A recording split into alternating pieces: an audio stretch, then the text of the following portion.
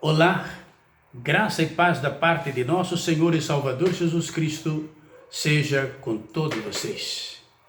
Tudo posso naquele que me fortalece. Filipenses capítulo 4, versículo 13. Nesta frase, Paulo expressa que nada é impossível para ele com a ajuda de Cristo. O apóstolo Paulo escreveu esta carta aos cristãos em Filipos, cidade da Macedônia, quando estava preso. E nela Paulo encoraja os destinatários a adotarem um estilo de vida que agradem a Deus.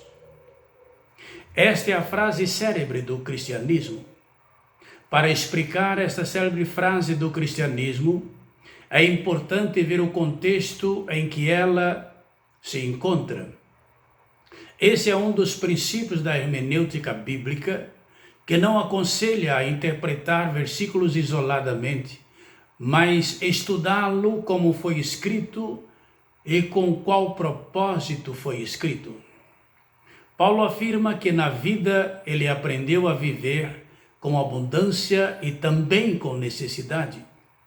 Ele revela o segredo de uma vida feliz, dizendo que aprendeu a viver contente em todas as situações, adaptando-se às circunstâncias da vida.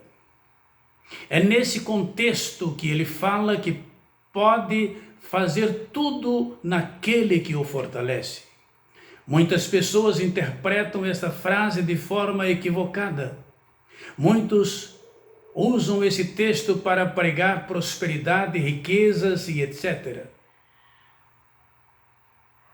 Essa interpretação é contrária aos ensinamentos da Bíblia, porque Paulo estava dizendo que com Cristo ele podia suportar todos os tipos de sofrimento.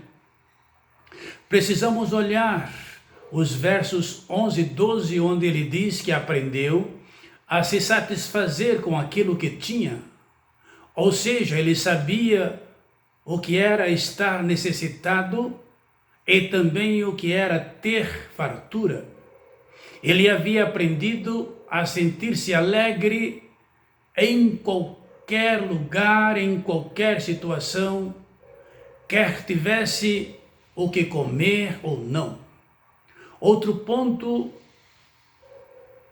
que vale destacar é que Paulo estava em situação completamente dependente dos outros naquele momento. Pois naquele tempo as pessoas presas eram responsáveis pela sua própria alimentação.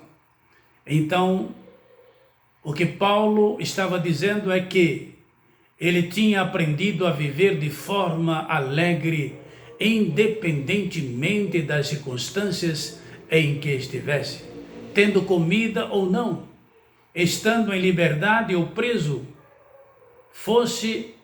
qual fosse a forma em que ele estivesse vivendo, ele tinha sido instruído a se sentir bem. Tinha aprendido a viver de forma tranquila e feliz. Muito embora o versículo desse texto,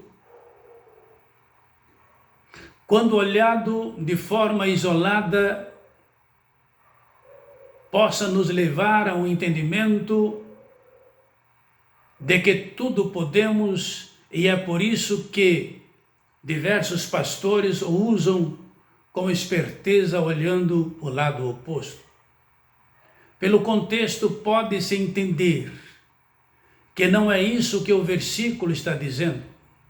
A nova tradução da linguagem de hoje coloca o verso 13 do capítulo 4 de maneira que elucida melhor o que ele está dizendo.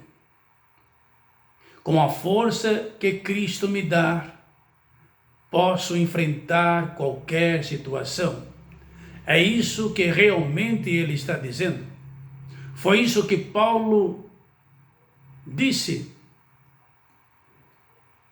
quando estava escrevendo este verso, e não é a falácia como muitas pessoas pregam em campanha de prosperidade. Muitas pessoas acreditam assim, acreditam de maneira errônea.